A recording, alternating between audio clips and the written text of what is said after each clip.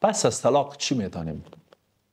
حال به هر دلیلی که بود، به هر انگیزه‌ای که بود، ما تلاش خود را کردیم، ما مشاوره خود را گرفتیم، ما ریش سفیدا را آوردیم، ما خانواده ها را دخیل کردیم، ما از دوستان ما کمک گرفتیم، ما از بعضی تمایلات و خواسته های خود در مقابل همسر خود گذشتیم، اما دیگه رابطه ما ساختنی نبود، دیگه از رابطه ما رابطه جور نمیشد و ما جدا شدیم، طلاق شدیم و یا هم بیوه شد، طرف بیوه شد، طرف فاصله گرفت، طرف طلاق گرفت.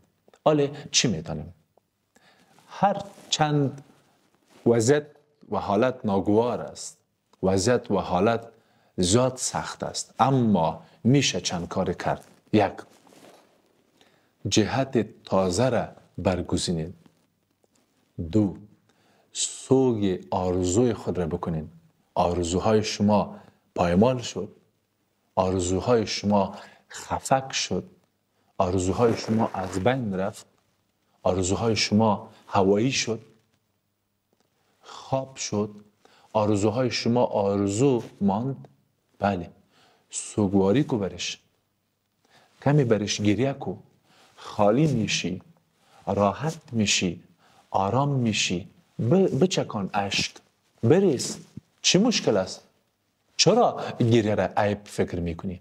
بارها به من در جلسه مشاوره در مقابلم، استاد من اینقدر آدم بی غیرت نبودم، من اینقدر یک آدم ضعیف نیستم، ببخشن گریه میکنم. چرا از من بخشش میخوایی؟ گریه یک هیجان است، یک احساس است و نرمال است. من گریه میکنم، خودت هم باید گریه بکنی. بگذار وجودت، چیزی که وجودت میخواه او را بگذار بکنه. وجودت گریه میکنه، خب بگذارش. تو چی مشکل داری با نیچر و طبیعتت و وجودت؟ سوم، برای دل کندن از گذشته باید پای برد و دل کند. عزیزان، یعنی وقتی من میگم جهت را برگزین، یعنی میتونی به موارد و مسائل دیگه فکر بکنی. برو یک بار خود را درمان کو، یک بار خود را بازسازی کو، یک بار خود را التیام به زخمایت التیام بده، یک بار زخمایت مرهم بگذار، یک بار خود جور بکو، یک بار از زمین خود بلند بکو، یک بار خود را استوار و به پای خود استاد کو. برو گزینه دوم را انتخاب کو. 7 میلیارد انسان در دنیا زندگی میکنن. کل چیز شوهر قبلیت نیست، زن قبلیت همه چیز نبود. برو عزیزم، برو. زنای زیاده، خانم ها و آقایان نازنین و خوبی بسیار زیاده در مسیرت و در زندگیت قرار داره. برو پیدایش کن، برو فکر کو سرش، برو کمک بخوای. سوگت هم داشته باش، سوگت هم حل کو. با سوگ نری به رابطه دیگه، با غم های درمان نشدید به رابطه دیگه نری، با زخمایت که هنوز ازش خون میچکه با آغوش کسی دیگه نری، به طرف مقابل آسیب نزن.